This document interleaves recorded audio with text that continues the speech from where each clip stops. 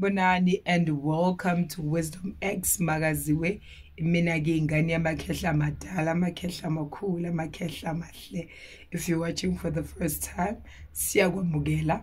We are all about sharing wisdom, healing and sharing light for the world to become better. Excuse my voice. Hey, I was praying this past weekend. I was just like, kolo baba, kolo dada, kolo moyingwe. Ngisize moyingwe. Cause nje ngingene enyangeni yami yokuzalwa kodwa nje I'm just getting attacks.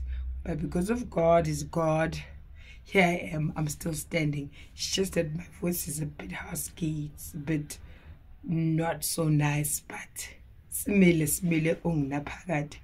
Today I want to talk about Ukuphakamisa Isithunywa because of someone had asked me ukuthi mkhulu ngihambile ngayoconsulta benje ukuthi kumele ngikhuphule isithunywa.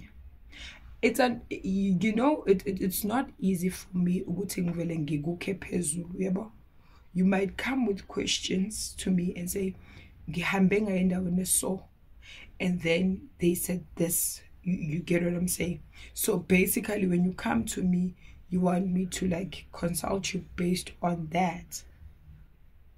When you come to me, we will have to have our own consultation where I tell you what I see and what are you people communicating to me. Because of but you need not to be passive also.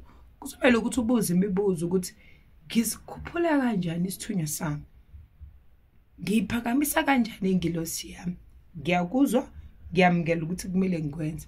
Kodwa ngikwenza kanjani? Because of ingilosi zethu bakwethu azifani. Some people might think that mawuso phakamisa isithunywa usikhuphula, you will have to go to emanzini. Futhi kuyahluka ke, what if ingilosi yakho eyasemanzini? Umuntu okumele ukuthi uhamba amanzi.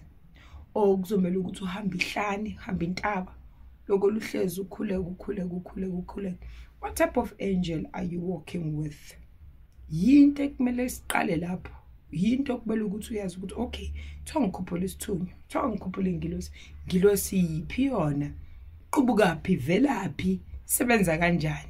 You need to get that info first before you can start to say, oh, ngenza umsebenzi ke manje. Ngilayita amakhandlela, ngenza umqombothi, ngikhuphula isithunywa. Isithunywa ingilosi iphakama ngesikhathi. Mase kumele ukuthi iphakame, iyaphakama. I've once said this in my videos ukuthi isithunywa siyayiphakamela bakwethu ngesikhathi.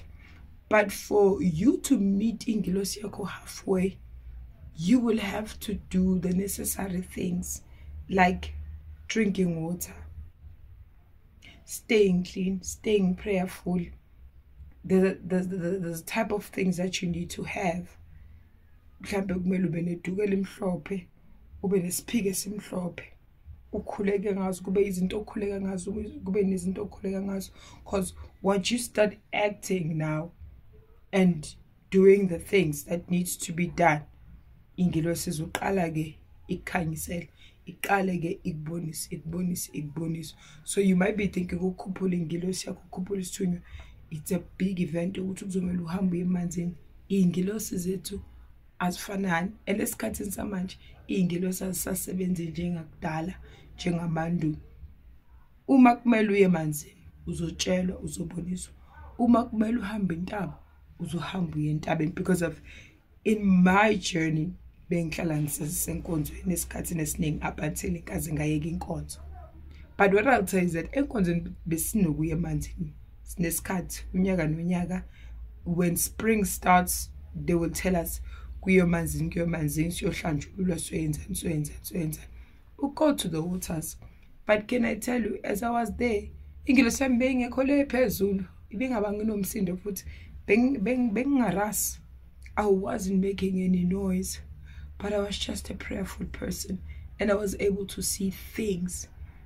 But ithema izophakama ngabikelwa mina ohamba nengilosi. Ngayibonela ukuthi bona from now on, this is where you're going. And from this stage, this is where you're going. Because of enye into futhi abantu abalapha baphinde baxakeke nabo because of when you consult you see different. Remember, for you to be this person, maternal side and your paternal side come together. So kunabantu bakabo baba, kunabantu bakabo mama. So ukuthi abantu bakabo baba baya ba traditional bayizangoma bayenza konke lokho bakwenzayo. Thola ukuthi bakabo mama bakhethe ukusonta kuyasonta lapho indaba yesithunywa and all of those things amanzi umkhuleko kuphelela lapha kodwa kabo baba bakwenze lokho. So wena ake as an individual, you are from both sides, you've inherited both sides, but inkosi thini ngawe wena uyi-one umile kilo siyiphi wena lo hamba naye, the one that is dominating in your life. Kuthi mawuqala uthi, because I'll tell you mina ngiyakhuleka and angisiyena umuntu nje ophahla isikhathi esiningi because of ukuphahla akusiyona into yami. Hence I'm saying even noma esontweni bona bekuyiba abantu abazothini kumele ngihamba amanzi ukuze ukuthi ingilosi yami izokhuphuka. Cha, azange ngihamba amanzi mina, into engayenza ngaqhubeka ngayikhulekela ngaphakathi kwekhaya. Then I got the necessary things that I was supposed to get. Kuba umuntu othwala iduku elimhlophe ufaka isiphike esimhlophe khuleka. From that onwards everything else was revealed. And noma ingilosi yami seyizophakama kakhulu nje biphakame namanje ngibikelwe ngitsheliwe ukuthi kuyenzakala kanje nakanje. You might be given dates, but those dates you might not remember them, but you would see yourself nje evolving. Uyashintsha nje ube yinye into. So to the person who's asked the question, you need to go back to where you consulted and ask, how do I go about ukuphakamisa ingilosi? And you need more information about ingilosi yakho. But to be quite honest with you, prayer is the key to your kingdom. Because if you start praying and mawukhuleka, these are the exact words that you need to say to God. Nkulunkulu baba, nkulunkulu ndodana, nkulunkulu moya ngcwele. Ngiyakubonga baba kanti futhi ngiyakuthanda. Just tell him that. Then from there, ngiyabonga ngakho konke osungenzela kona nakho konke osazongenzela kona. Ngiyacela somandla, ngikhanyisele ngambulele, ngibonise indlela okuyiyona yona ekumele ngiyiphile. Ngibonise baba ngempilo yami. Ngoba at the end of the day, ufuna ukwazi ukuthi why are you here and what's really happening in your life. And who can answer that? Because of as healers single challenges that you are powerful, you are this, you are that, you are all of those things, but you realize that but I'm stagnant and izinto ezihamba ngalendlela wena ufuna ukuthi sihambe ngazo. But ubani uyokuphendula kangcono than any other healer? It's God. Because of as you kneel down, you pray there, you wait and you become consistent, because naye uNkulunkulu uyakubhekisisa ukuthi uyifuna kangakanani lempilo yakho, ufuna kangakanani ukulunga, uzimisele kangakanani. Uyakuhlola, uyayibheka inhliziyo yakho, bekethi uyakubheka ukuthi hayi you are ready for this. Then he reveals everything. Then you get to understand yourself better. So into engicela yona ukuthi khuluma ngokukhanyisela. Cela inkosi ukuthi ikhanyisele ngempilo yakho, ikambulele ngempilo yakho. And masithi ayikhanyisela ikambulele, uphinde uyitshela ukuthi inkosi wena ukhethile ukuthi ngibe la, wena nkosi owazi imisebenzi yami, wena nkosi owazi ikusasa lami. Ngiyacela nkosi ngibonise. Trust you me, God is going to show you. And emaseka kubonisile ukuthi what exactly you are supposed to do. Wena futhi uzomcela ezinye izinto ukuthi nginika ulwazi ke manje, nginika amandla ukuthi ngikwazi ukubhekana nalesi simo. Nkosi ngivula inhliziyo ngenelela ngaphakathi kumina. Akubo wena obusayo, akubo wena oliqedayo luvalo olungihaqayo ngaso sonke isikhathi makumele ngenze umsebenzi wakho.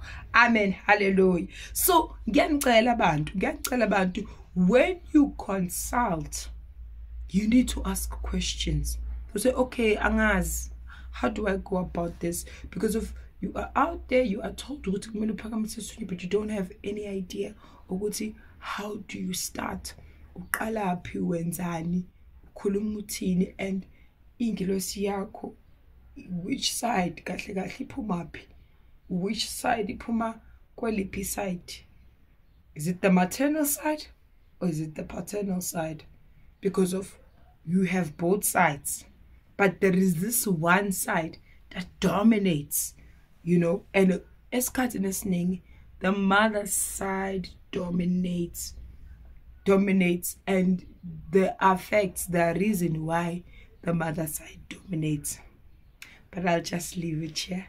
I love you so much, guys. So the person who's asked this question, pray, and ask Inkosi ikwambulele ngesimo sempilo yakho. Mwah.